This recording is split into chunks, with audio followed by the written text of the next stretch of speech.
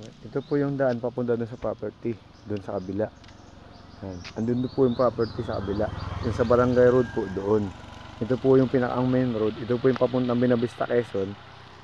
Ito naman po yung papunta ng Ginyangan. Mula po sa Ginyangan papunta sa property 30 minutes. Mula naman po doon sa Binavista, Quezon 10 minutes lang papunta sa property. Po yung ilog tabang doon sa kasama sa 20 hectares. Ayan po. Hindi po yan naibasa na manalaki po ang tubig dito. Ayan. Tapos doon pa sa kabilang dulo, yung ilog ng dagat. Tapos pagka-ilog, sa unahan ng ilog na yun, dagat naman po yun. Kaya yung dulo po doon, dagat po yun. Yun sa may mga sasahan. Ayan po. Ayan yung ilog po na sa 20 hectares. Ayan, yan po. Ayan. Katabi po siya ng property. Ayan. Magandang umaga po mga kasama. Ito po yung 20 hectares. Barangay Kabug, San Vicente, Binavista, Quezon. Ito po yung Kapantayan. Kabung, Binavista, Quezon. Ito po yung Kapantayan. Ayun po yung kalsada sa taas. Yung kalsada po ay sako po yan ng property. Pero yan po ay nabawas na sa property. Kaya solo title na po yung 20 hectares. Yan po ay pabundok. Ang Kapantayan po dito ay nasa 5 mahigit na hektarya. Ito po yun. Andun po yung ilog. Yung ilog po doon ay tabang po yun. Ito po Kapantayan to. Ang dahil po dito nyug. Ayun po kung napapansin nyo, nag-aano sila ng nyug. Ayan po. Ayun po yung kalsada. Doon po kami galing sa ibabaw. Ayan po. Pagbaba mo po dito, Kapantayan po yan. Nasa 5 hektarya po yung Kapantayan. Hanggang doon. Papunta pa po tayo doon. Pupuntahan lang po natin muna yung ilog.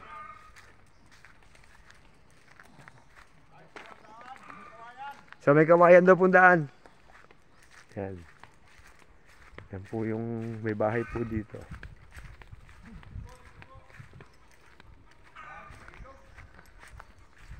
Yan. Punta po kami sa ilog. Ito po yun. May sasahan. Maraming nyug. Ayan. Kitap nyo po yan ha. Yan. Ito po ay 20 hectares. Solo title po ito. Nabawas na po yung sa kalsada.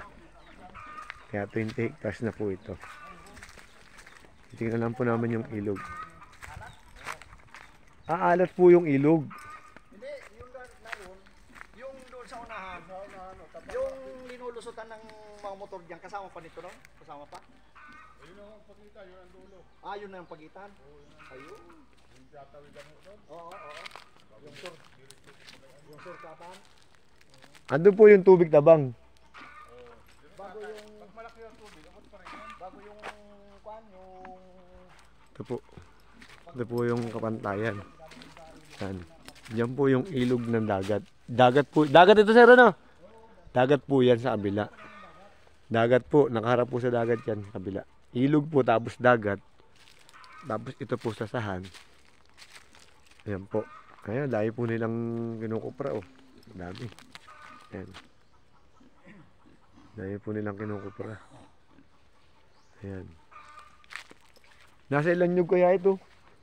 Nasa ilan nyug kaya po ito, sir? Nasa ilan nyug na puno? Ay, 30? Hindi, ibig sabihin lahat-lahat, mga sa estimate yung mga 30 kaya, 30 mil.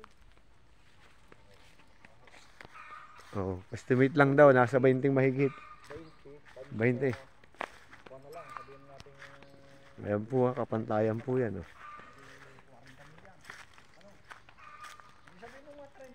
Mga 30 mil daw pong kapuno ng niyog ito. Yan. Dito sir, mas maganda dito maglagay ng alaga mo kung gugustuhin mo dito. Kasi doon sa kabila, sa ibabaw ng kalsada, pabundok po na konti. Pero di siya bundok na bundok. Ayan po. Ito po mula sa bayan ng San Binavista, Quezon, 10 minutes lang po ang long drive. Sementado po, tapos may papasok po dito sa Barangay Road.